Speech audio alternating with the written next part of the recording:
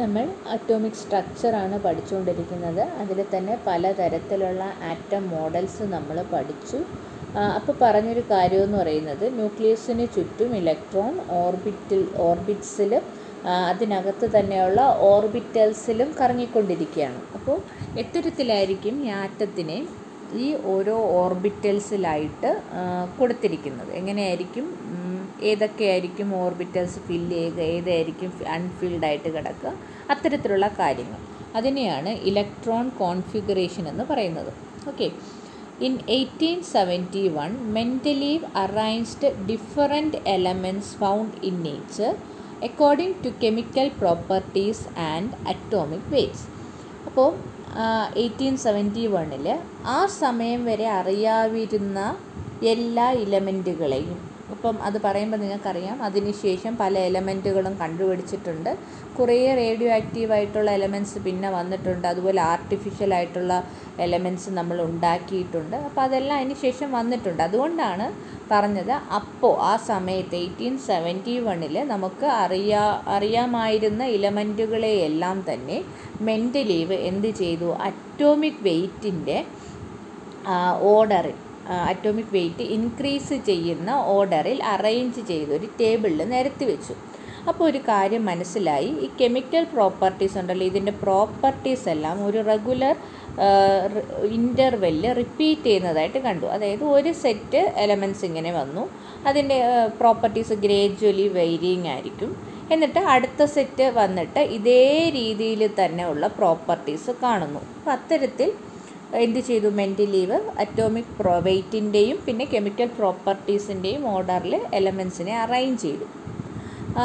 പിന്നെ അത് കഴിഞ്ഞിട്ട് വന്ന മോസ്ലി എന്ന സയൻറ്റിസ്റ്റ് മനസ്സിലാക്കിയത് അറ്റോമിക് വെയ്റ്റിനേക്കാളും കുറച്ചുകൂടെ ഫണ്ടമെൻ്റലായിട്ടുള്ളൊരു പ്രോപ്പർട്ടി അറ്റോമിക് നമ്പർ ആയിരിക്കും എന്ന് മനസ്സിലാക്കി. So mostly arranged according to atomic number. അപ്പോൾ മനസ്സിലായി the chemical and spectral properties of elements went on changing in an orderly fashion up to a certain number and then started repeating in the same order in a periodic manner.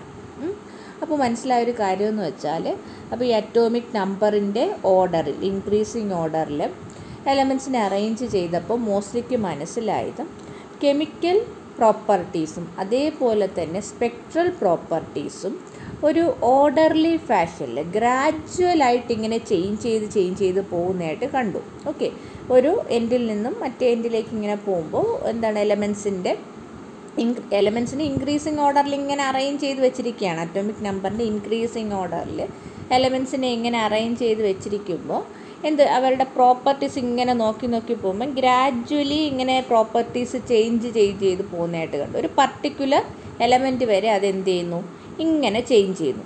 പിന്നെ എന്ത് ചെയ്യാണ്, അതേ ഓർഡറിൽ അതേ സ്വഭാവം പിന്നെയും ഇങ്ങനെ repeat ചെയ്ത് സ്ലോ ആയിട്ട് ചേഞ്ച് ചെയ്ത് പോകുന്നതായിട്ട് കണ്ടു. അപ്പോൾ ഇങ്ങനെ ഒരു പീരിയോഡിസിറ്റി ഫിസിക്കൽ പ്രോപ്പർട്ടീസിലും കെമിക്കൽ പ്രോപ്പർട്ടീസിലും സ്പെക്ട്രൽ പ്രോപ്പർട്ടീസിലും ഒരു പീരിയോഡിസിറ്റി കണ്ടു.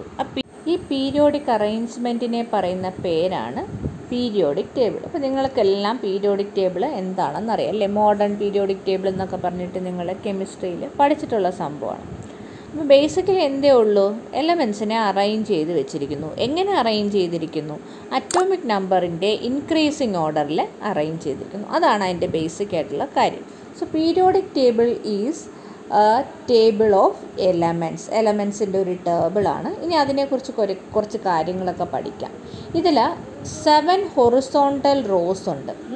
അപ്പോൾ നിങ്ങളുടെ കയ്യിൽ പീരിയോഡിക് ടേബിൾ ഒന്ന് എടുത്ത് വയ്ക്കണം, എന്നിട്ട് നോക്കണം. അപ്പോൾ എന്തുണ്ട്, റോ എന്ന് പറയുന്നത് ഇതാണ് ഒരു ടേബിളെങ്കിൽ നിങ്ങൾക്കറിയായിരിക്കും ഇതാണ് റോ അല്ലേ? This is row. ഏതാ കോളം? ഇതാണ് കോളം. ഇത് അറിയാമെന്ന് വിചാരിക്കുന്നു. ഓക്കെ. ഇതൊന്ന് മനസ്സിൽ വെച്ചേക്കണം, എന്താണ് റോ എന്താണ് കോളം എന്നുള്ളതൊന്ന് മനസ്സിൽ വെച്ചേക്കാം. ഓക്കെ. അപ്പോൾ നമുക്കത് ആവശ്യമുണ്ട്. അപ്പോൾ എത്ര റോയുണ്ട്? 7 റോയുണ്ട്. അതിനെ വിളിക്കും പീരീഡ്സ് എന്ന് വിളിക്കും. ഇനി 8 വെർട്ടിക്കൽ കോളംസ് ഉണ്ട്, അവയെ വിളിക്കും ഗ്രൂപ്പ്. അപ്പോൾ പീരീഡും ഗ്രൂപ്പും ഒക്കെ നിങ്ങൾ പഠിച്ചിട്ടുള്ള കാര്യമാണ്. As we go from left to right in the same period, the physical and chemical properties vary gradually as the atomic number increases. This is the case for each period. അപ്പോൾ നിങ്ങൾ ആ table ഇങ്ങനെ ഓർക്കണം. എങ്ങനെയാണ് ദാണ്ട് ഞാൻ ആ table just ഇങ്ങനെ, ഇതാണ് നമ്മുടെ ടേബിളെങ്കിൽ ഇതൊരു റോ ആണെങ്കിൽ ഈ റോയിൽ ഇങ്ങനെ നമ്മൾ പോകുമ്പോൾ ഇതിൽ ഓരോന്നിലും ഓരോ എലമെൻ്റ് ഉണ്ട്. അതായത് ഇതിനെ എ എന്ന് വിളിച്ചെന്ന് വിചാരിക്കുക, ബി സി ഡി എന്ന് ഞാനിങ്ങനെ ഓരോ എലമെൻറ്റിന് പേര് കൊടുത്തെങ്കിൽ ഈ എ ബി സി ഡി അന്നെങ്ങനെ നോക്കി പോകുമ്പോൾ അവരുടെ ഫിസിക്കൽ ആൻഡ് കെമിക്കൽ പ്രോപ്പർട്ടീസ് ഇങ്ങനെ ഗ്രാജ്വലി വേരി ചെയ്യുന്നതായിട്ട് കാണുന്നു. അതേപോലെ തന്നെ ഞാൻ താഴത്തേൽ നോക്കുന്നു. ഇതിനെ ഞാൻ വിളിച്ചു A dash B dash C dash D dash. ഇതും എങ്ങനെയായിരിക്കും? ഫിസിക്കൽ പ്രോപ്പർട്ടീസും കെമിക്കൽ പ്രോപ്പർട്ടീസും ഈ ഡയറക്ഷനിൽ along the row gradually varying ആയിരിക്കും. അപ്പോൾ ഏത് ഒരു റോ ഞാൻ നോക്കിയാലും അതിനകത്തുള്ള എലമെൻസിൻ്റെ പ്രോപ്പർട്ടീസ് ഗ്രാജ്വലി ഒരു എൻഡിൽ നിന്ന് മറ്റേ എൻഡിലേക്ക് അല്ലേ, കാരണം അറ്റോമിക് നമ്പർ ഈസ് ഇൻക്രീസിങ്. ആ ഓർഡറിലാണ് ഇത് അറേഞ്ച് ചെയ്ത് വെച്ചിരിക്കുന്നത്. ഒരു എലമെൻറ്റും തൊട്ടടുത്തുള്ള എലമെൻറ്റും തമ്മിൽ എത്ര ഡിഫറൻസ് ആണ്? 1 ആയിരിക്കും അറ്റോമിക് നമ്പറിൻ്റെ ഡിഫറൻസ്. അതേപോലെ ഇതും ഇതിനടുത്തുള്ളതും തമ്മിൽ 1 ഡിഫറൻസ് ആയിരിക്കും. അത്തരത്തിൽ 1 ഡിഫറൻസിലാണ് അറ്റോമിക് നമ്പർ പോകുന്നത്. അതുകൊണ്ടാണ് എന്ത് നമ്മൾ പറഞ്ഞത്, the properties are gradually varying എന്ന് പറയുന്നത്. ഇനി ഒരു ഗ്രൂപ്പ് എടുത്താലോ, ഈ എ ഡാഷ് എന്നൊക്കെ പറഞ്ഞ് ഞാൻ എഴുതിയ ഒരു ഗ്രൂപ്പ് എടുത്താൽ അതിനകത്ത് എല്ലാ എലമെൻസിനും ഓൾമോസ്റ്റ് സിമിലർ പ്രോപ്പർട്ടീസ് ആയിരിക്കും. അപ്പോൾ നമ്മളതും ഓർക്കണം. ഇപ്പോൾ ഒരു റോയിലാണ് നമ്മൾ നോക്കുന്നത്, അല്ലെങ്കിൽ ഒരു പീരീഡിലാണ് നമ്മൾ നോക്കുന്നതെങ്കിൽ എങ്ങനെയായിരിക്കും? The atomic number is increasing by 1 unit. അങ്ങനെ വരുമ്പോൾ physical and chemical properties are gradually varying. Okay. ഇനി ഗ്രൂപ്പിലാണെങ്കിലോ, the elements in the same group have very similar properties ആയിരിക്കും. അതുകൊണ്ടാണ് ഇത് പീരിയോഡിക് സ്വഭാവം എന്ന് പറയുന്നത്. പിന്നെയും റിപ്പീറ്റ് ചെയ്യുന്നു, ആ രീതിയിൽ വന്നിരിക്കുന്നു. Electrons decide the physical and chemical properties. അപ്പോൾ ഈ ഫിസിക്കൽ പ്രോപ്പർട്ടീസിനെയും കെമിക്കൽ പ്രോപ്പർട്ടീസിനെയും തീരുമാനിക്കുന്നത് ആക്ച്വലി ദ വാലൻസ് ഇലക്ട്രോൺസ് ആണ്. എത്ര ഇലക്ട്രോൺസ് ഉണ്ട് എന്നുള്ളതാണ്. അപ്പോൾ കെമിക്കൽ പ്രോപ്പർട്ടി എന്നൊക്കെ പറയുന്നത് എന്താണ്? ഒരു എലമെൻറ്റ് ഒരു കെമിക്കൽ റിയാക്ഷനിൽ ഏർപ്പെടുമ്പം എന്ത് സ്വഭാവം കാണിക്കുന്നു എന്നുള്ളതാണ്. ശരിക്കും ഒരു കെമിക്കൽ റിയാക്ഷനിൽ ടേക്ക് പാർട്ട് ചെയ്യുന്നത് ഔട്ടർ മോസ്റ്റ് ഇലക്ട്രോൺസ് ആയിരിക്കും, അല്ലെങ്കിൽ അതിനെ വിളിക്കുന്ന പേരാണ് എന്ത്? വാലൻസ് ഇലക്ട്രോണുകളായിരിക്കും. അപ്പോൾ അതുകൊണ്ടാണ് ഈ നമ്പർ ഓഫ് ഇലക്ട്രോൺസ് ആണ് ആരെ തീരുമാനിക്കുന്നതെന്ന് പറയുന്നത്, ഫിസിക്കൽ പ്രോപ്പർട്ടിയും കെമിക്കൽ പ്രോപ്പർട്ടിയും. അപ്പോൾ നമ്മളിപ്പോൾ കെമിക്കൽ പ്രോപ്പർട്ടിയുടെ കാര്യം നിങ്ങൾക്ക് മനസ്സിലായായിരിക്കും. എന്താണ്? വാലൻസ് ഇലക്ട്രോൺ ആണ് റിയാക്ഷനിൽ പങ്കെടുക്കുന്നത്. അതേപോലെ തന്നെയാണ് ഫിസിക്കൽ പ്രോപ്പർട്ടീസും. എന്തെങ്കിലും അതിന് ഒരു എലമെൻറ്റ് ലസ്റ്റർ ഉണ്ടോ, അല്ലെങ്കിൽ എന്തെങ്കിലും മെറ്റാലിക് ആണോ, ഈ കാര്യങ്ങളെല്ലാം തീരുമാനിക്കുന്നത് ആര് തന്നെയാണ്? അതിൻ്റെ ഔട്ടർ മോസ്റ്റ് ഷെല്ലിലുള്ള ഇലക്ട്രോണുകളാണ് ഈ സ്വഭാവങ്ങളെല്ലാം തീരുമാനിക്കുന്നത്. അതുകൊണ്ടാണ് അതങ്ങനെ പറഞ്ഞിരിക്കുന്നത്. Electrons are arranged around the nucleus in orbits in certain regular order. ഇപ്പോൾ ഇലക്ട്രോണിനെ ന്യൂക്ലിയസിന് ചുറ്റും ഓർബിറ്റിൽ അറേഞ്ച് ചെയ്തിരിക്കുന്ന ചില പർട്ടിക്കുലർ റൂൾസ് ഒബേ ചെയ്തുകൊണ്ടാണ്, ചില ഓർഡറിലാണ്. എങ്ങനെയെങ്കിലും നമുക്ക് ഫില്ല് ചെയ്യാൻ പറ്റില്ല. ഫസ്റ്റ് ഓർബിറ്റിൽ ഒരു 5 എണ്ണം വെച്ചു, അപ്പോൾ നമുക്ക് തോന്നി അടുത്ത ഓർബിറ്റിൽ 10 എണ്ണം വയ്ക്കും, അപ്പോൾ 10 എണ്ണം വെച്ചു. അങ്ങനെ എത്രയെങ്കിലും ഇലക്ട്രോണ് എന്ത് ചെയ്യാൻ പറ്റില്ല? ഓരോ ഷെല്ലിലും ഇരിക്കാൻ പറ്റില്ല. ഓരോ ഷെല്ലിലും ഇത്ര എണ്ണമേ പാടുള്ളൂ എന്നൊരു കണക്കുണ്ട്. അതനുസരിച്ചിട്ട് മാത്രമേ അത് അറേഞ്ച് ചെയ്യാനായിട്ട് പറ്റുള്ളൂ. ഓക്കെ. ഏതെങ്കിലും രീതിയിൽ നമുക്ക് നമ്മുടെ ഇഷ്ടത്തിന് ഇലക്ട്രോണുകൾ അവിടെ ഇരിക്കാനായിട്ട് പറ്റില്ല. ഇലക്ട്രോണുകൾ ഈ ഓർബിറ്റൽസിലാണ് അല്ലെങ്കിൽ ഷെൽസിലാണ് അറേഞ്ച് ചെയ്തിരിക്കുന്നത് എന്നുള്ളത് ആദ്യമായിട്ട് നമുക്ക് പ്രൂഫ് കിട്ടിയത് എക്സ്റേ സ്പെക്ട്രയിൽ നിന്നാണ്. ഇതാണ് അതിൻ്റെ എക്സ്പെരിമെൻ്റൽ എവിഡൻസ്. ഷെൽസിലാണ് അറേഞ്ച് ചെയ്തിരിക്കുന്നു എന്നുള്ളതിൻ്റെ എക്സ്പെരിമെൻ്റൽ എവിഡൻസ് എന്ന് പറയുന്നത് എക്സ്റേ സ്പെക്ട്രയാണ്. അപ്പോൾ ഷെൽസ് ഏതൊക്കെ വരാം? ഞാൻ നേരത്തെ പറഞ്ഞ പോലെ KLMN അങ്ങനെയുള്ള ഷെൽസാണ് നമ്മളതിനെ അങ്ങനെയാണ് വിളിക്കുന്നത്, പേര് വിളിക്കുന്നത്. ഇനി when the innermost shell is completely filled with electrons, the next shell starts filling up step by step. അപ്പം എങ്ങനെ ആദ്യം ഇപ്പം KL അങ്ങനെ ഷെൽസ് ഉണ്ടെങ്കിൽ ഒരു ഇലക്ട്രോൺ ആദ്യം കെയിൽ വന്നു, പിന്നെ അടുത്തത് വരുമ്പോഴത്തേക്ക് എല്ലിൽ വരും, അടുത്തത് പോയി എം വരും. അങ്ങനെയല്ല ചെയ്യുന്നത്. ആദ്യം ഒരു ഓർബിറ്റ് ഫില്ല് ചെയ്യും, എന്നിട്ടായിരിക്കും അടുത്ത ഓർബിറ്റിലേക്ക് പോകുന്നത്. അതിനൊരു ഓർഡർ ഉണ്ട്. അത് നിങ്ങൾ ഇലക്ട്രോണിക് കോൺഫിഗറേഷൻ എന്ന് പറഞ്ഞ് പഠിച്ചിട്ടുണ്ടായിരിക്കും. നമുക്ക് താഴോട്ട് വരും. അപ്പോൾ ഏതെങ്കിലും രീതിയിലല്ല, ആദ്യം കെയിൽ 2 ഫില്ല് ചെയ്യും, പിന്നെ മൂന്നാമത്തെ ഇലക്ട്രോണാണ് എവിടേക്ക് പോവുക, സെക്കൻഡ് ഷെല്ലിലേക്ക് പോകുന്നത്. അപ്പോൾ ആ രീതിയിലുള്ള കാര്യങ്ങൾ നമുക്ക് താഴേക്ക് നോക്കാം. അപ്പോൾ ഒരു ഷെല്ല് കംപ്ലീറ്റ് ചെയ്യണമെന്ന് ഞാൻ പറഞ്ഞില്ലേ, ആദ്യം ഫസ്റ്റ് ഷെല്ല് കംപ്ലീറ്റ് ചെയ്തതിന് ശേഷം മാത്രമാണ് സെക്കൻഡ് ഷെല്ലിലേക്ക് ഇലക്ട്രോൺ പോകുന്നത്. അപ്പോൾ എത്ര എണ്ണം വന്നാൽ ഫില്ലാകുമെന്ന് എങ്ങനെ അറിയാം?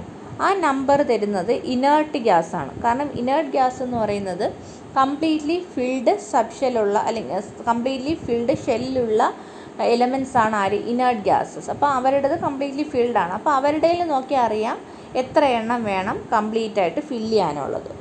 So number of electrons required to complete each shell is obtained by looking at the inert gases. അപ്പോൾ ഇനേർട്ട് ഗ്യാസ് നോക്കുമ്പോൾ നമുക്ക് മനസ്സിലായി, ഫസ്റ്റ് ഷെല്ല് ഫില്ലാവണമെങ്കിൽ 2 എണ്ണം വേണം. 2 ഇലക്ട്രോൺ, നമ്പർ ഓഫ് ഇലക്ട്രോണിൻ്റെ കാര്യമാണ് പറയുന്നത്. ഫസ്റ്റ് ഷെല്ല് ഫില്ലാവണമെങ്കിൽ 2 ഇലക്ട്രോൺ വേണം. സെക്കൻഡ് ഷെല്ലിൽ ഫില്ലാവണമെങ്കിൽ 10 എണ്ണം വേണം. തേർഡിൽ 18, ഫോർത്തിൽ 36, ഫിഫ്ത്തിൽ 54, സിക്സ്ത്തിൽ 86. അപ്പോൾ ഇത് എവിടെ നിന്നാണ് കിട്ടുന്നത്? നമ്മുടെ കറസ്പോണ്ടിങ് ആയിട്ടുള്ള, അതായത് നമ്മളിപ്പോൾ ഒരു പീരീഡിലായിരിക്കും പറയുന്നത് അല്ലേ, ആ പീരീഡിലെ എൻഡിലുള്ള ഇനേർട്ട് ഗ്യാസ്. ഈ ഒരു പീരീഡ് ഫസ്റ്റ് പീരീഡെങ്കിൽ ഫസ്റ്റ് പീരീഡിൽ ഏതായിരിക്കും, ഫസ്റ്റ് ഓർബിറ്റ് ആയിരിക്കും ഫില്ല് ചെയ്യുന്നത്. അപ്പോൾ അതിൽ ഏറ്റവും എൻഡിലുള്ളത് ആരാന്ന് നോക്കും, ഹീലിയമാണ്. ഹീലിയത്തിൻ്റെ നമ്പർ ഓഫ് ഇലക്ട്രോൺസ് എന്ന് പറഞ്ഞാൽ 2 ആണ്. അപ്പോൾ 2 എണ്ണം വേണം ഫില്ല് ചെയ്യാൻ. ഇനി സെക്കൻഡ് പീരീഡ് എടുത്ത് നോക്കുമ്പോഴത്തേക്ക് ഏതാണ്, സെക്കൻഡ് ഓർബിറ്റ് ഫില്ല് ചെയ്യും. എന്നിട്ട് ഇവിടെ എത്തുമ്പോൾ ഇനേർട്ട് ഗ്യാസിലെത്തുമ്പം അത് കംപ്ലീറ്റ് ആവും. അതിലാരാ ഉള്ളത്, നിയോണാണ്. നിയോണിൽ 10 എണ്ണമാണ് ഉള്ളത്. അപ്പോൾ 10 എണ്ണം ഫില്ല് ചെയ്ത് കഴിയുമ്പോഴത്തേക്ക് അത് ഫില്ലാവും. ഇനി മൂന്നാമത്തെ പീരീഡ്, തേർഡ് പീരീഡ് ആകുമ്പോൾ തേർഡ് ഓർബിറ്റ് ഫില്ല് ചെയ്ത് തുടങ്ങിയിട്ട് ഇവിടെ ആർഗൺ എത്തുമ്പോൾ 18 എണ്ണം ആകുമ്പോഴത്തേക്ക് തേർഡ് ഓർബിറ്റ് ഫില്ലാവും. അടുത്തത് ഫോർത്ത് ഓർബിറ്റ് ഫില്ല് ചെയ്യാൻ തുടങ്ങും.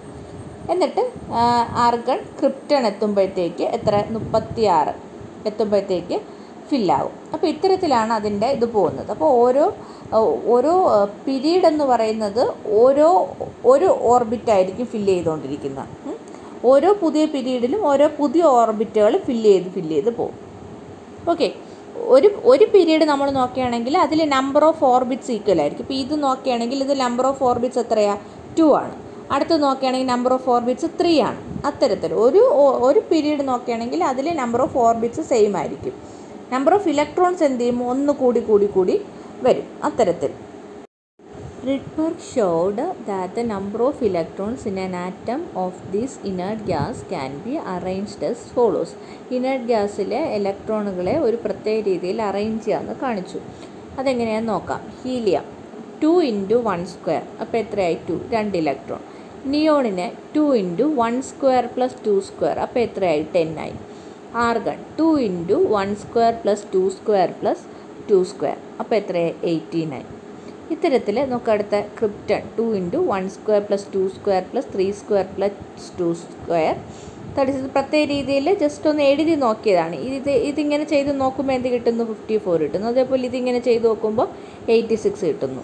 അപ്പോൾ ഇത് നോക്കിയത് ഓരോന്നും ഓരോ ഓർബിറ്റിലുള്ള ഇലക്ട്രോണുകളുടെ എണ്ണമാണ്. ഇത് ഫസ്റ്റ് ഓർബിറ്റിൽ 1², സെക്കൻഡ് ഓർബിറ്റിൽ 2², തേർഡിൽ 3², ഫോർത്ത് ഓർബിറ്റിൽ 4², ഫിഫ്ത്ത് ഓർബിറ്റിൽ 3², സിക്സ്ത് ഓർബിറ്റിൽ 2². ഇത് ഓരോ ഓർബിറ്റിലും ഇത്ര ഇലക്ട്രോൺ വെച്ചിട്ടായിരിക്കും ഫില്ല് ചെയ്യുന്നത് ഇലക്ട്രോൺസ്. അപ്പോൾ ഇതിൽ നിന്ന് മനസ്സിലായി, electrons around the nucleus can be arranged in different shells. അത് ഓരോ നമ്പരും ഓരോ ഷെല്ലിലുള്ള ഇലക്ട്രോണുകളുടെ എണ്ണമാണ്. ആ രീതിയിൽ നമുക്ക് മനസ്സിലാക്കാം.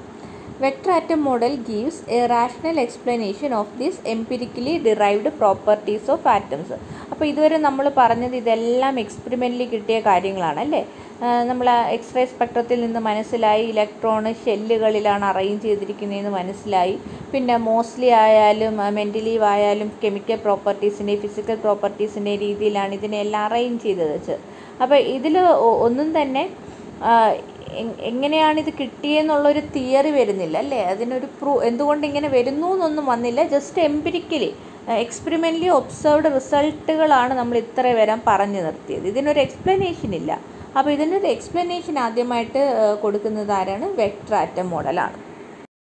Next Pauli's exclusion principle. ഇത് നിങ്ങൾ പഠിച്ചിട്ടുണ്ടായിരിക്കും. അപ്പോൾ ഇത് നിങ്ങൾക്ക് അറിയായിരിക്കും. 2 ഇലക്ട്രോണിന് എല്ലാ ക്വാണ്ടം നമ്പേഴ്സും സെയിം വരാനായിട്ട് പറ്റില്ല. അപ്പോൾ ഈ റെസ്ട്രിക്ഷനെയാണ് പറയുന്നത് പോളീസ് എക്സ്ക്ലൂഷൻ പ്രിൻസിപ്പിൾ. അപ്പോൾ നമുക്കതൊന്നും കൂടെ വിശദമായിട്ട് നോക്കാം. അപ്പോൾ the state of an electron in an atom can be specified by 4 quantum numbers. ഒരു ഇലക്ട്രോണിൻ്റെ കംപ്ലീറ്റ് സ്റ്റേറ്റിനെ നമുക്ക് 4 ക്വാണ്ടം നമ്പേഴ്സ് കൊണ്ട് റെപ്രസെൻ്റ് ചെയ്യാം. n, ആ ഇലക്ട്രോൺ ഏത് ഓർബിറ്റിലാണുള്ളത്, l ഏത് ഓർബിറ്റൽ അല്ലെങ്കിൽ ഏത് സബ്ഷെല്ലിലാണുള്ളത്, ml അതിൻ്റെ ഓർബിറ്റൽ ആംഗുലാർ മൊമെൻറ്റം ക്വാണ്ടം നമ്പറിൻ്റെ projection on magnetic field direction, ms spin angular momentum quantum നമ്പറിൻ്റെ projection on magnetic field axis, magnetic field direction. അപ്പോൾ ഈ 4 ക്വാണ്ടം നമ്പേഴ്സ് ഉണ്ടെങ്കിൽ ആ ഇലക്ട്രോണിനെ കുറിച്ചുള്ള കംപ്ലീറ്റ് ഡിസ്ക്രിപ്ഷനുമായി. ഇനി അടുത്ത പോളീസ് എക്സ്ക്ലൂഷൻ പ്രിൻസിപ്പിൾ എന്താ പറയുന്നത്? Pauli's exclusion principle imposes certain restrictions on the 4 quantum numbers. അപ്പോൾ ഈ ക്വാണ്ടം നമ്പേഴ്സിൽ കുറച്ച് റെസ്ട്രിക്ഷൻസ് കൊടുക്കുകയാണ് പോളീസ് എക്സ്ക്ലൂഷൻ പ്രിൻസിപ്പിൾ ചെയ്യുന്നത്. According to this principle, no 2 electrons in an atom can have the same set of 4 identical quantum numbers. അപ്പോൾ ഒരു ആറ്റത്തിനകത്തുള്ള 2 ഇലക്ട്രോണിന് എല്ലാ quantum നമ്പേഴ്സും same ആവാനായിട്ട് പറ്റില്ല. സെയിം ആവാൻ ഉദ്ദേശിക്കുന്നത് ഇപ്പോൾ ഫസ്റ്റ് ഇലക്ട്രോൺ, സെക്കൻഡ് ഇലക്ട്രോൺ, ഇതിൽ n, l, ml, ms values, ഇതിൻ്റെ values n dash, l dash, ml dash, ms dash, ഇതിൽ ms ഡാഷ്, ഇതിൽ ഏതെങ്കിലും ഒരു ക്വാണ്ടം നമ്പറെങ്കിലും തമ്മിൽ ഡിഫറൻ്റ് ആയിരിക്കണം. അതായത് ഇപ്പോൾ എന്നും n ഡാഷും സെയിം ആണെന്ന് വിചാരിച്ചു, അതായത് സെയിം ഷെല്ലിലാണ് 2 ഇലക്ട്രോൺ. എല്ലും l ഡാഷും സെയിം ആണെന്ന് വിചാരിച്ചു, സെയിം സബ് ഷെല്ലിലാണ്. ml ml ഡാഷും സെയിം ആണെന്ന് വിചാരിച്ചു. അങ്ങനെയാണെങ്കിൽ msഉം ms ഡാഷും ഡിഫറൻ്റ് ആയിരിക്കണം. ഏതെങ്കിലും ഒന്നെങ്കിലും ഡിഫറൻ്റ് ആയിരിക്കണം. അങ്ങനെയാണ്. Same set of 4 quantum numbers വരാൻ പാടില്ല. അതിനകത്ത് ഒന്നെങ്കിലും അറ്റ്ലീസ്റ്റ് 1 എങ്കിലും ഡിഫറൻ്റ് ആയിരിക്കണം. അങ്ങനെ 2 ഇലക്ട്രോൺസിന് നിൽക്കാനായിട്ട് പറ്റുള്ളൂ. അതാണ് ആര് പറയുന്ന പോളീസ് എക്സ്ക്ലൂഷൻ പ്രിൻസിപ്പിൾ പറയുന്നത്. If 2 electrons do have all their 4 quantum numbers identical, then one of them would be excluded. Okay, the word is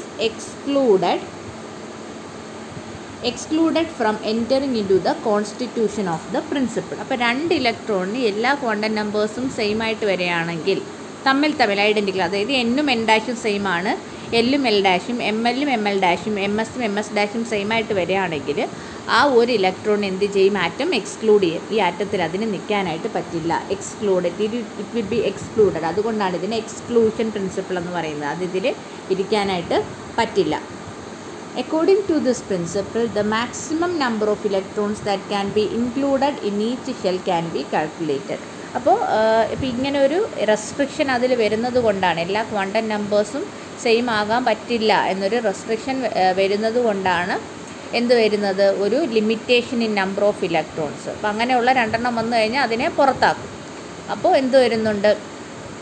there is some maximum number, എത്ര ഇലക്ട്രോൺ വരാം എന്നുള്ളതിന് ഒരു ലിമിറ്റേഷനുണ്ട്. അതിൽ കൂടുതൽ വരാനായിട്ട് പറ്റില്ല. അങ്ങനെയുള്ളതിന് എന്തായിപ്പോവും? എക്സ്ക്ലൂഡഡ് ആയിപ്പോവും. അപ്പോൾ അതാണിവിടെ ശ്രദ്ധിക്കാനുള്ളത്. അപ്പോൾ അതനുസരിച്ചിട്ട് നമ്മൾ ഒരു ടേബിൾ കാണിച്ചിട്ടുണ്ട്. Principal quantum number, orbital quantum number, magnetic orbital quantum number, magnetic spin quantum number. അപ്പോൾ അതിൽ നിന്നും എങ്ങനെ നമ്പർ ഓഫ് ഇലക്ട്രോൺസിലേക്ക് എത്താം എന്നുള്ളതാണ്. അപ്പോൾ ഫസ്റ്റ് ഷെൽ, ഫസ്റ്റ് n = 1 ആണ്, K ഷെല്ലാണ്. അതിൽ എല്ലിൻ്റെ വാല്യൂ 0 to n-1 വരെ വരാൻ പറ്റുള്ളൂ അല്ലേ, എല്ലിൻ്റെ വാല്യൂ. അപ്പോൾ n 1 ആകുമ്പം ഏത് വാല്യൂ മാത്രമേ എല്ലിന് എടുക്കാൻ പറ്റുള്ളൂ? 0 മാത്രമേ എടുക്കാൻ പറ്റുള്ളൂ. അപ്പോൾ mlൻ്റെ വാല്യൂ എങ്ങനെ വരും? -l to +l. അപ്പോൾ ഇത് 0 ആയതുകൊണ്ട് ഇത് mലും 0 മാത്രമേ എടുക്കാൻ പറ്റുള്ളൂ. എസിൻ്റെ വാല്യൂ 1/2 ആണ്. ms can take +or-1/2. 2 value പോസിബിളാണ്. അപ്പോൾ നോക്കും മൊത്തം എത്ര ഇലക്ട്രോൺസിന് ഇരിക്കാൻ പറ്റും? 2 ഇലക്ട്രോൺ അല്ലേ. ഇവിടെ എത്ര ഡിഫറൻറ്റ് സെറ്റ് ഉണ്ടാക്കാൻ പറ്റും എന്ന് നോക്കണം നമുക്ക്. n, l, ml, ms എത്ര സെറ്റ് ഇതിന് സെയിം അല്ലാതെ ഏതെങ്കിലും ഒരു ക്വാണ്ടം നമ്പറെങ്കിലും ഡിഫറൻ്റ് ആകുന്ന രീതിയിൽ ഇതിൽ നിന്നും എത്ര സെറ്റ് എഴുതാൻ പറ്റും? എത്ര സെറ്റ് എഴുതാൻ പറ്റും? N1 L0 ML0 ഹാഫ് ഒരു സെറ്റ്. അടുത്തത് 1 0 0 മൈനസ് ഹാഫ്. അപ്പോൾ 2 സെറ്റ് എഴുതാം. ഇത് ഓരോന്നും ഓരോ ഇലക്ട്രോണിനെ കാണിക്കുന്നു. അപ്പോൾ 2 ഇലക്ട്രോൺ പോസിബിളാണ്. അതേപോലെ അടുത്തത് നോക്കാം. 2 N=2. അത് എൽ ഷെല്ലാണ്. അപ്പോൾ അതിനകത്ത് ഏതൊക്കെ വരാൻ പറ്റും? 0യും 1ഉം വരാൻ പറ്റും. 0 to n-1 അല്ലേ? N2 ആകുമ്പോൾ 2 - 1 is 1. അപ്പോൾ 0യും വരാം 1ഉം വരാം. അതായത് എസ്സും വരാം പിയും വരാം. സെക്കൻഡ് ഓർബിറ്റിൽ എസ് സബ്ഷെല്ലും വരാം, പി സബ്ഷെല്ലും വരാം. ഇനി എസ്സിന് ഏതൊക്കെ ML വാല്യൂസ് പോസിബിളാണ്? 0 മാത്രം. പിക്കോ എപ്പോഴും +L to -L ആണ് MLൻ്റെ വാല്യൂസ്. അപ്പോൾ +1 വരാം, 0 വരാം, -1 വരാം. ഇനി MS-ന് എപ്പോഴും +½ -½ വരാം. അപ്പോൾ ഇതിൽ നിന്നും നമുക്ക് എത്ര സെറ്റ് എഴുതാൻ പറ്റുമെന്ന് നോക്കണം. അപ്പോൾ ഇതുണ്ടല്ലോ, ഇതിൽ നിന്ന് എത്ര എണ്ണം എഴുതാൻ പറ്റും? ഒന്ന് ജസ്റ്റ് നമുക്ക് എഴുതി നോക്കാം. ഏതൊക്കെ എഴുതാം? 2 0 0 ഹാഫ് വരാം, പിന്നെ 2 0 0 -½ വരാം. അപ്പോൾ ഇതിൽ നിന്ന് തന്നെ 2 ആയി. ഇനി നമുക്ക് അടുത്ത പിയുടെ എഴുതി നോക്കാം. 2 N2 L1 ML1 ഹാഫ്. ഇനി ഇതേപോലെ തന്നെ -½ വരാം. ഇനി 2 1 0 ഹാഫ് 2 1 0 -½ ഇനി 2 1 -1 ഹാഫ് 2 1 -1 -½ മൊത്തം എത്ര? 6 എണ്ണം. എത്ര ഡിഫറെൻറ്റ് കോമ്പിനേഷൻസ് പോസിബിൾ ആണെന്നേ ഉള്ളൂ. ഒന്നെങ്കിലും ഡിഫറെൻ്റ് ആകുന്ന രീതിയിൽ എത്ര സെറ്റ് വാല്യൂസ് നമുക്ക് എഴുതാം. അപ്പോൾ അതിൽ നിന്ന് 6 എണ്ണം, മൊത്തവും 8. അതുകൊണ്ടാണ് സെക്കൻഡ് ഓർബിറ്റിൽ 8 ഇലക്ട്രോൺസാണ് മാക്സിമം പോസിബിൾ. അതേപോലെ തേർഡ് ഓർബിറ്റിൽ നമുക്ക് എഴുതാം. തേർഡ് ഓർബിറ്റ് ആകുമ്പോഴത്തേക്ക് n-1 is 3 - 1 = 2. അപ്പോൾ ഏതൊക്കെ പോസിബിളാണ്? 0 തൊട്ട് 1 2 വരെ L വാല്യൂസ് പോസിബിളാണ്. ML വാല്യൂസ് എന്ന് പറയുന്നത് -L to +L ആണ്. അപ്പോൾ 0ക്ക് കറസ്പോണ്ടിങ് ആയിട്ട് 0 മാത്രം, 1ന് കറസ്പോണ്ടിങ് ആയിട്ട് +1 to -1, 2ക്ക് കറസ്പോണ്ടിങ് ആയിട്ട് -2 to +2. എപ്പോഴും MS വാല്യൂ +or- വരാം. അപ്പോൾ ഇത് ഓരോന്നായിട്ട് നോക്കുക. ഈ ഫസ്റ്റ് സെറ്റിൽ നിന്നും എത്ര സെറ്റ് എഴുതാം? 2 സെറ്റ് എഴുതാം. ഇതിൽ നിന്നും 6 സെറ്റ് എഴുതാം. ഇതിൽ നിന്നും എത്ര സെറ്റ് എഴുതാൻ പറ്റും? നിങ്ങൾ നോക്കണം. 3 ഒന്ന് ജസ്റ്റ് എഴുതി നോക്കാം. 3 N3 L2 ML +2 MS half. ഇതേപോലെ 3 2 +2 -½ അടുത്തത് 3 2. അപ്പോൾ ഇതിൽ 2 എണ്ണം ആയേ. ഇനി അടുത്തത് എവിടെ? ഇത് 1 +1ഉം +1ഉം അവിടെ 2. അടുത്ത ഇത് 0 വരുമ്പം 2 വാല്യൂ, -1 വരുമ്പോൾ 2 വാല്യൂ, -2 വരുമ്പം 2 വാല്യൂ. മൊത്തം എത്ര വാല്യൂ? 10 വാല്യൂസ് പോസിബിളാണ്. അപ്പോൾ മൊത്തം 18. അതുകൊണ്ടാണ് തേർഡ് ഓർബിറ്റിൽ എത്ര എണ്ണം പോസിബിളാണ്? 18 ഇലക്ട്രോൺസ് പോസിബിളാണ്.